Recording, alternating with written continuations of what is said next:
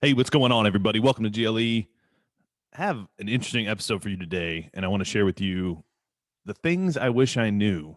I listen to a guy named Brad Lee, and he's writing a book right now called The Hard Way, and it's all the things he learned the hard way. And these are kind of some random ones, but wanted to share these with you because these are some things that I think of that I know or am beginning to understand now, and I wish I would have known them 10, 15, 20 years ago. And so, hoping I can share these with you. Maybe you haven't heard of them. Maybe you can share these with your children, teach them. These are things you're not going to learn in school. They're things that are super valuable to know, super important as you're navigating in our world. And so, I just want to share them with you today. So, number one is something that took me till 2020 to learn, but it's just start. You just need to start. If you have an idea, you know, you think through the risk and just start it. If it's not, you're never going to feel ready. You're not going to know all the way. Yeah, there's some work you can do to make sure you're doing things okay, but there's nothing wrong with just starting. If you're passionate about something, the earlier you start, the better. The one piece of advice I hear from so many successful people is I wish I started sooner. I wish I started sooner.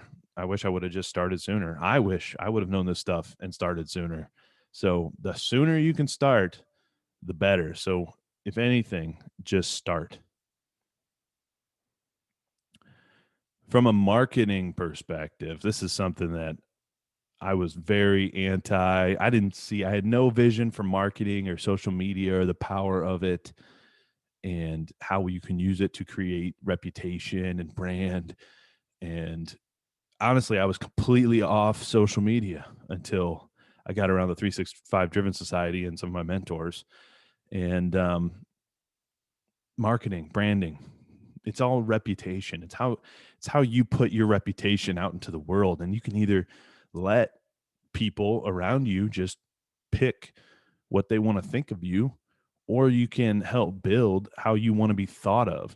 And you do that through your words, and you do that through your actions, and you do that through how you communicate your message out into the world. So that is super important. That is so huge. I'm on social media now. I use it for getting information from what's going on in the social sphere, just like in the old school days when you'd hear news from your friends. So I use it for that, and I primarily use it to communicate outward and bring value to people and build my reputation by sharing things that are going to be valuable, things that I'm thinking about, things that I care about, so people can hear what I'm thinking. So marketing, branding, super powerful. It's all reputation, and your reputation is everything. So don't take that for granted. Networking and relationships are so huge. And this goes right in lines with your reputation. People say it's all about who you know. I say it's all about who knows you and what they think of you. And knowing more people is so valuable. I've learned it even more so through the GLE podcast and interviewing all these great people. And now the network's growing, and you're just able to, people come to you and they have a question or they have a problem, and someone who can solve their problem.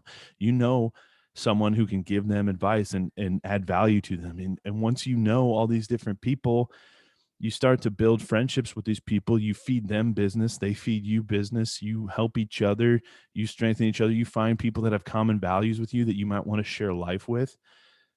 That is super amazing.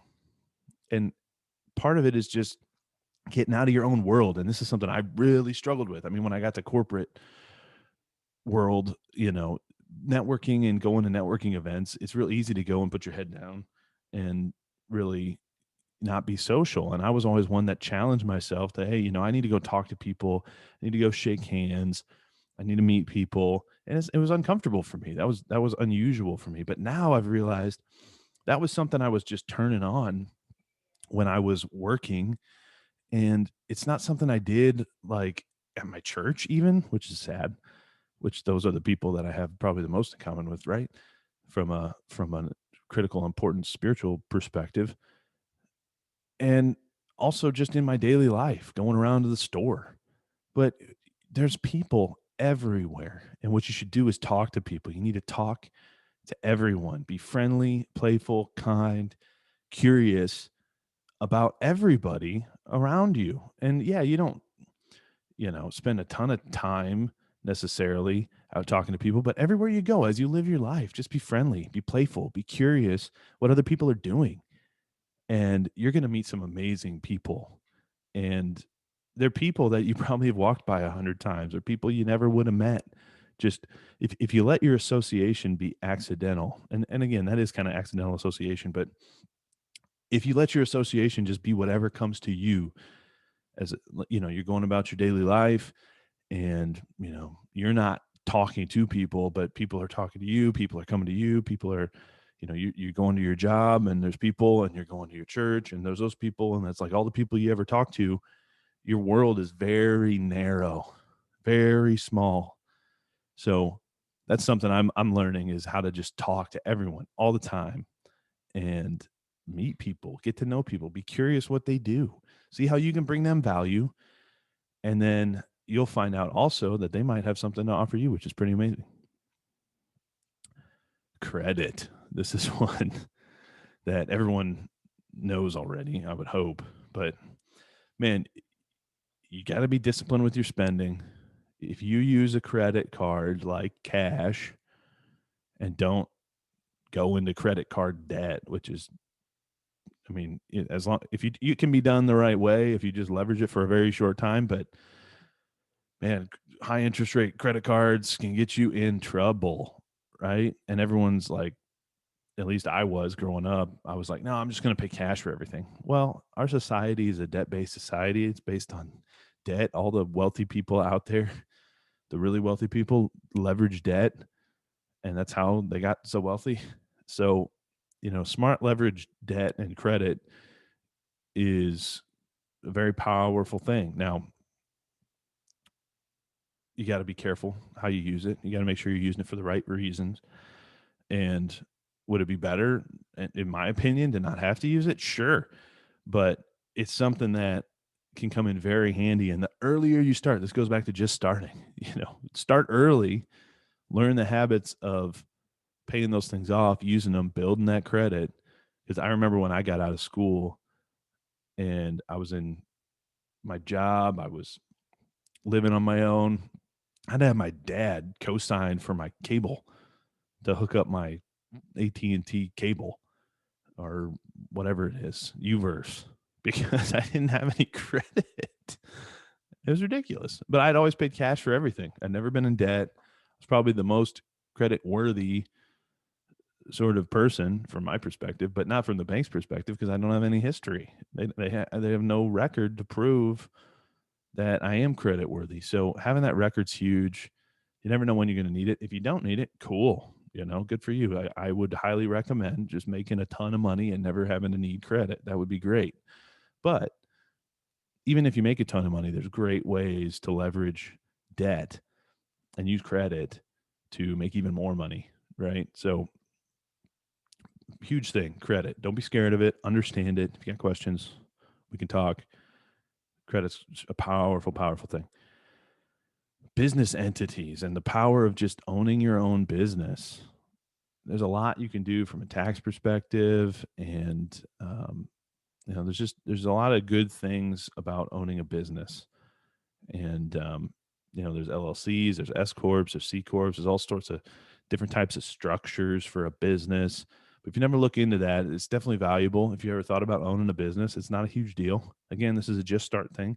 If you want to know what it's like to own a business, just pay a couple $100 and go start an LLC. YouTube how to do it and be a business owner. Go and you might not even have a super solid business idea yet. That's okay. Having an LLC is a good thing to have for a lot of reasons. Whole life. This is something, if you listen to the old Dave Ramsey crew, he's going to tell you, get out of debt. Don't buy whole life. Right? To me, that is one strategy for one type of individual who is looking to use whole life as insurance. And yeah, technically it is insurance, right? And again, I'm not a financial guy, so don't quote me on all this stuff, and go check with your financial advisor or whatever. But and we'll talk about advisors and building a team in a second. But whole life, there's a book by Nelson Nash called Becoming Your Own Banker. Whole life to me is the only true savings vehicle out there right now. Like when I hear people saying like, "Oh, I'm saving money," it makes me cringe because I know they're probably just putting money in like a savings account. But to me, when I hear, "Oh, I'm saving money," to me, I think that money's in whole life, dividend paying, cash value, whole life insurance that is compounding at like a guaranteed 4 to 5% interest. Like that's a great savings account, right? And you can still access and leverage that savings account. That's what many don't realize is you can take an unstructured loan, collateralized loan against the cash value in your life insurance policy at any time, just like that. So if I'm going to go buy a rental property and I got 50 grand sitting in my savings account, my whole life policy, and I need a down payment, I can go get that. Cool. And then I pay it back unstructured. And again, you got to structure the policy right. You got to know people that know how to do this. I actually know people that do this and do a very good job of it. And it's one of the many strategies that we use. But that book, Nelson Nash, Becoming Your Own Banker, it's been around a long time. Not many people understand this concept, but you basically have your money compounding all the time. So when you're saving, it's not sitting there in a savings account where you're making nothing. Your money's always growing, and you can leverage it over here to do another business deal that makes you money. But this money's always growing. It's always growing. That's the power of compounding. Now, if I take a loan out against my 401k, that money comes out of my 401k and no longer is growing until I pay it back, right? That's not how this works. This lets you leave your money here. You take a loan, but it's simple interest and it's a collateralized loan. So they know they have the money in your cash value. So they'll give you the loan because they know they'll take it out of your cash value if you don't pay it back. But this is compound interest. This is simple interest loan. So you're still making money. You basically never pay interest again. Pretty powerful tool. So that's one. Whole life insurance. Again, the Dave Ramseys, they're going to say, don't buy whole life because it's just really high cost insurance. Well, yeah, if you're using it as insurance, and savings, I guess, in a way is insurance, but if you're using a whole life policy as insurance and all you want is insurance, then you should have term. You should get a term policy if all you really want is insurance. But if you want to create a savings account, that's the best savings account I've seen out there and also has some insurance benefits, but primarily I wouldn't use it for that. But you got to make sure it's structured right. Key, it has to be structured right. So very complicated topic, something I didn't understand. If you never looked into it, check out that book, Nelson Nash, Becoming Your Own Banker. Really interesting stuff. Real estate, another great way to make money and avoid some tax burden, right? And everybody says that, and it's basically as simple as the power of depreciation and being able to, even though technically you might have made money, you didn't make money, because if you depreciate that asset, you can actually take a loss potentially. And again, I'm not a CPA. I don't know all this stuff super well. So check with your financial advisor, check with your CPA. But the power of it is basically on paper, technically, and again, this is legal. This isn't like breaking the rules. There's ways to take a loss and actually have a loss when you may not have, in theory, had a loss unless you took into account all those things that you legally can take into account. But most people don't know that you can legally take those into account. So real estate, super powerful thing, right? And everyone I know that's holding real estate right now and just held it, you just bought it, say you bought it 50 years ago and you just hung on to it, right? You just held it. You just kept it for 30 years. How much is it worth now? Like 10 or 20 times what it was worth before. So that's another strategy too that my wife and I employ. We just, if we want to move to a new house, we wait until we can keep both houses and we rent the previous home. So we still own the real estate.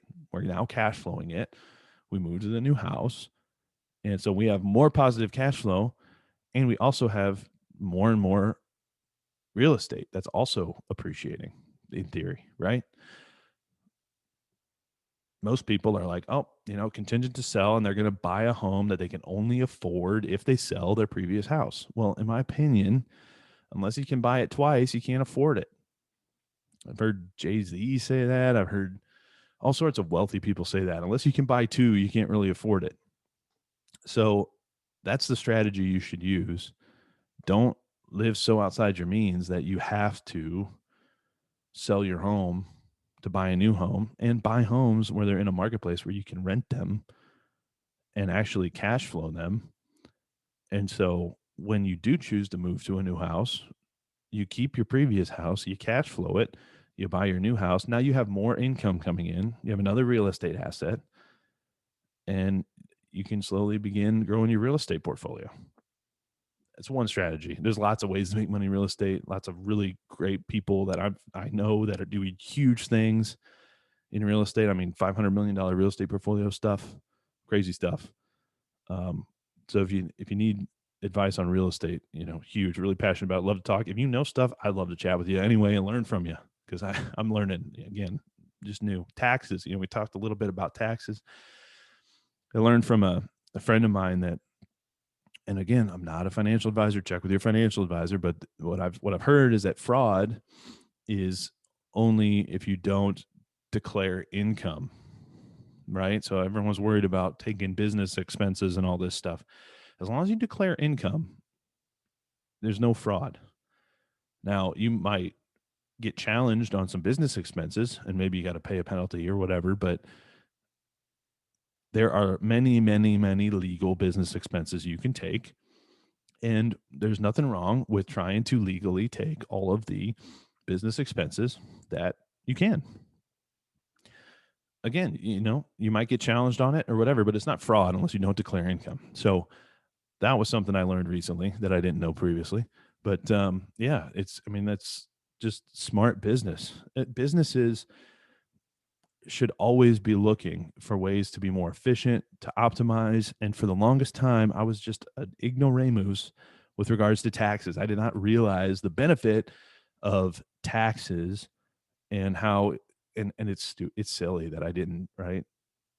I was just like, oh, everybody has to pay taxes. I took it for granted that everyone had to pay taxes. So why is everyone worried about it? I did not realize that there are so many incentives that the government builds into the tax code for people to go build real estate and own businesses and provide jobs for people. I didn't realize that's how it worked, right? So you should be smart and pay as little tax as possible. It's just putting money back in your pocket. And, I've heard of people that, they're either going to have to pay tax or they need to buy another private jet. So it's like, once you're making that much money, there's huge ways to avoid taxes through business expenses. And, are you going to want to just throw that money away to our inefficient government that's just going to blow it on things that don't add value to anybody? Or would you rather buy another jet, right? Like, yeah, you got to be able to afford the expenses on operating the jet and all that, but it's just taxes. You should avoid taxes at all costs, any way you legally can. That's just smart business. All right, a couple more things. Building a team.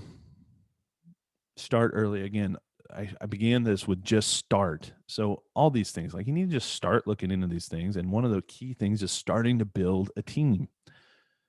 Building a team where you have a CPA, you've got a financial advisor, you got someone who in insurance. These might one person might cover two of these roles. You need if you're in business mentorship is huge. You need a business mentor. having assistants, having people that maybe clean your home. Maybe you think that's silly. I've met people that think it's, why would I pay someone else to do that when I can do that? Well, you can be doing other things instead of spending time doing some of those cleaning things or mowing your yard. Now, if you like doing it, fine. That's great. But if you want to run a business, and I've thought about this a lot when I see successful companies, just operating the facility is a lot of work. And this is why I've heard people say, if you can't do the dishes right, how can you expect to run a Fortune 500 company right? And that's really true. I mean, if you don't have an immaculately kept home that's clean all the time, that is regularly well kept, your laundry's put away, everything's in order, what makes you think if you start a business that your business is going to be any different than the way you run your home? And I'm a big believer you should run your home like a business, right? You're managing income and expenses and cash flows and investments into your family and all that stuff. I mean, it's a business. So treat it like one and build a team around you. And if you need to make your life easier, have some cleaning folks that come in and do your cleaning and do your laundry and drop off your dry cleaning and have your pool boy come do your pool and all that stuff so you can focus on growing your business. And this is just general like philosophy. There's so many thoughts. And again, if you're not making a lot of money, yeah, don't go spend $5 on a cup of coffee. But for me, I've always been more focused on how do I get more income, not how do I cut all my expenses. And yeah, there's expenses you can cut, and we've reassessed and said, hey, we don't really need that. Let's cut that out. But the focus should be on how do I get more and more and more and more income, because saving $5 on a cup of coffee isn't going to make the difference. I'm telling you, it's just not. Yeah, it could in theory if you dedicate all that money to a dedicated investment that's proven to grow at 10% for the next 30 years. There's all sorts of things like that, right? If you're actually doing something with that money. But for most people that are skipping out on a $5 cup of coffee, it's not going to that's not going to be the difference between poverty and wealth. So live your life. If you want a cup of coffee and can afford it, go buy a cup of coffee, but make sure you can afford it. Make sure you have that in your budget. Make sure you're making enough income where not only are you getting that coffee, not only are you covering all your expenses, but you're also saving / investing that money in things like whole life, things like real estate, things that are going to be assets that produce ongoing income. You have to do all of it. So that's the mentality, is you have to do it all. You can't just do part of it. You can't just say, oh, well, I choose to get coffee, but I'm not going to do those things. It's like, no, you need to do all those things. So if you don't have enough money to start doing those things in the percentages that you land on, again, it could be whatever works for you, but you need to be doing all the things. That's the key. And focus on the income. Yeah, cutting expenses is huge. You should be as efficient as you want there. If you want to give up things like coffee, fine. But to me, it's not gonna make the difference. You need to focus on ways to get more assets that create income. Now, if giving up your coffee is going to get you there, okay, maybe that's something you want to do. But I'm a big believer you can have it all, and so I like to create and live the lifestyle I want while creating the lifestyle I aspire to at the same time. So if you can figure out a way to do that, great. I'm trying that out. Would I get there faster? Maybe if I wasn't living a comfortable lifestyle now, sure, right? But then I wouldn't be enjoying myself as much now. So it's a balance, and some people are okay with that. And most really, really successful business owners have done some of that, right? They've spent many years grinding, and now they're super duper successful, right? So if that's what you want to do, go for it. I applaud you. I applaud you. Just sharing my mentality that there's other ways to think about it. Something I learned from a guy who actually did a lot of that grinding, Andy Frisella. He's got a podcast. It's pretty great, and a lot of great insights. And he talks about the two most important skills.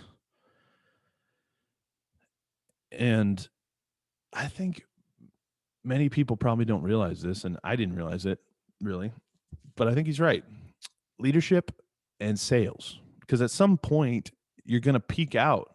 Like if you're um, a finance person or an engineer or whatever, and you don't have leadership skills and you can't sell, you're gonna be an employee or whatever that gets to a certain point and makes so much money, and there's really nowhere else to go unless you have leadership skills, unless you can sell.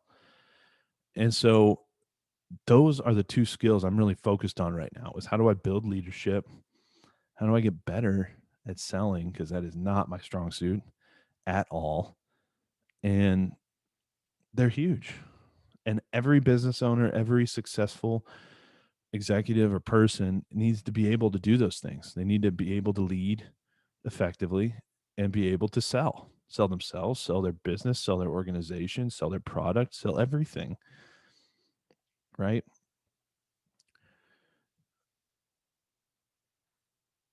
Lastly, I just want to share a thought about wearing your heart on your sleeve. And this is a challenge I've had. For a long time, I've had walls up. And, I think it was kind of an image thing. Like, I had to have a certain persona. And I try to keep my life separate. Right? I try to keep my job life here, and here's my personal life, here's my family life. And I kind of realized that I wasn't congruent. I wasn't the same Phil in all those environments. And it really clicked for me when I met my wife, and she made a comment to me after she got to know me better. And she was like, I never would have guessed you were like this. And it kind of hit me. I was like, huh. It's like, does that mean I'm fake? Am I putting on a fake persona? And maybe so a little bit, I suppose, but I don't want to be fake. And that's never what I've wanted to be. Um, I think for me, it was a mentality of, hey, I'm here for business, business Phil. And I'm here for church Phil. And I'm here for baseball Phil. But you got to figure out how you can be the same person in just about every environment. Because if you have walls up, people see that and they feel it, and they won't trust you. They'll be cold to you. You won't be approachable. That's something I've really struggled with. And I've always gotten along well in environments with people. But that's something I see in some people in my network now that, they have their walls down, they wear their heart on the sleeve, and they just go for it.